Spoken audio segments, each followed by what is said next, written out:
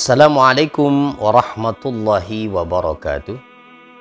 Bismillah, alhamdulillah, wassalatu wassalamu ala rasulillah wa ala alihi wa sahbihi wa man wala.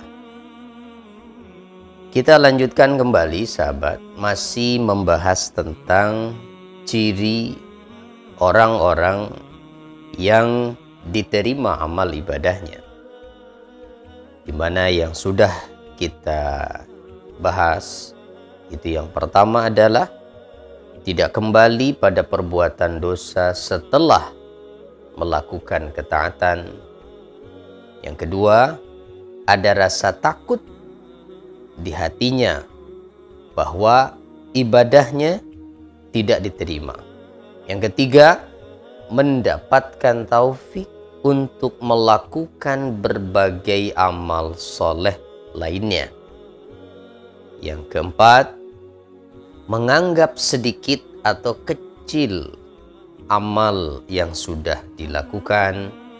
Yang kelima, mencintai ketaatan dan membenci kemaksiatan.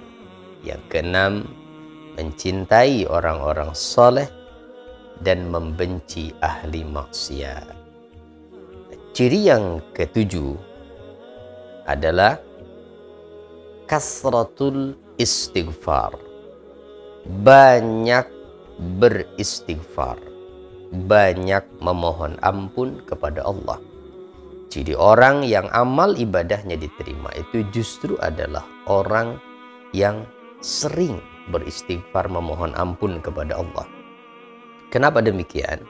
Sebab seorang hamba yang mau merenungkan tentang hakikat ibadah dan ketaatan yang dia lakukan, betapapun seorang hamba, seorang insan gigih dan semangat untuk menyempurnakan ibadahnya, menyempurnakan amalnya, maka pasti dan pasti selalu saja ada kekurangannya. Maka tentunya adalah hal yang baik bahwa seyogianya setiap hamba selesai dia melaksanakan ibadah, tentu diakhiri dengan memohon ampun kepada Allah. Inilah yang diajarkan oleh Allah Subhanahu wa ta'ala, seperti misalnya ketika Allah memerintahkan kepada hamba-hambanya yang melaksanakan ibadah haji, ketika selesai wukuf di Arafah yang menjadi inti dari pelaksanaan ibadah haji, maka perintahnya yang Allah sampaikan di surah Al-Baqarah ayat 199 adalah thumma afidu min haitsu afadhan nas wastaghfirullah. Kemudian bertolaklah kalian dari tempat di mana orang-orang bertolak dari tempat itu. Lalu perintah berikutnya adalah wastaghfirullah, dan mohonlah ampun kepada Allah. Jangan terus kalian jadi bangga sudah menyelesaikan rukun Islam yang kelima, tapi yang diperintahkan apa? Beristighfar. Kenapa? Tidak ada jaminan bahwa hajinya diterima oleh Allah Subhanahu wa ta'ala.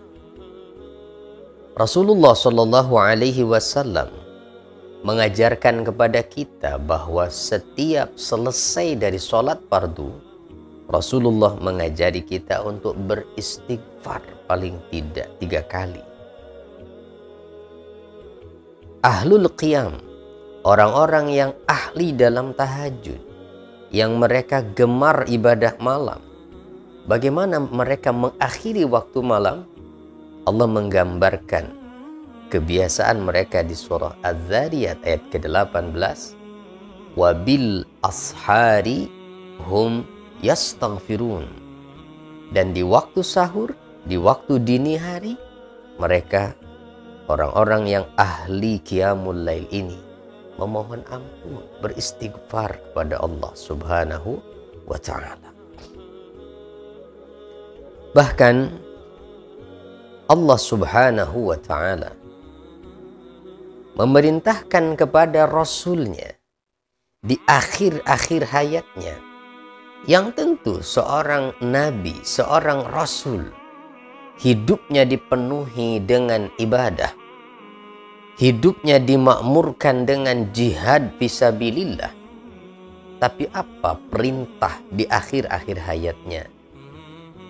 Allah turunkan di surah An-Nasr, idza jaa nasrullahi wal fath, apabila telah datang pertolongan Allah dan kemenangan.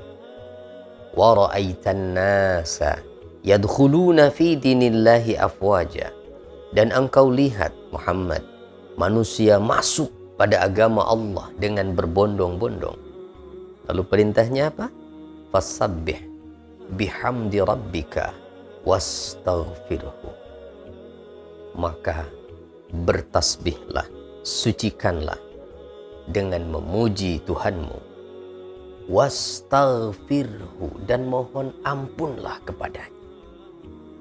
Sehingga Rasul setelah turun ayat ini, beliau mengganti bacaan rukuk dan sujudnya di dalam sholat dengan bacaan subhanakallahumma rabbana wa bihamdika Allahumma gfirli. Jadi intinya sekali lagi, ciri yang ketujuh bahwa orang yang diterima amalnya semakin merasa tidak sempurna ibadahnya, sehingga selalu beristighfar, sering memohon ampun kepada Allah. Jika Rasulullah saja di dalam riwayat tidak kurang dari 100 kali dalam sehari atau ketika berada di majelis, maka tentu kita umatnya seyogyanya, seharusnya lebih banyak dari ini. Tinggal satu lagi ciri orang yang diterima amal ibadahnya, insya Allah kita lanjutkan kemudian. Semoga bermanfaat. Assalamualaikum warahmatullahi wabarakatuh.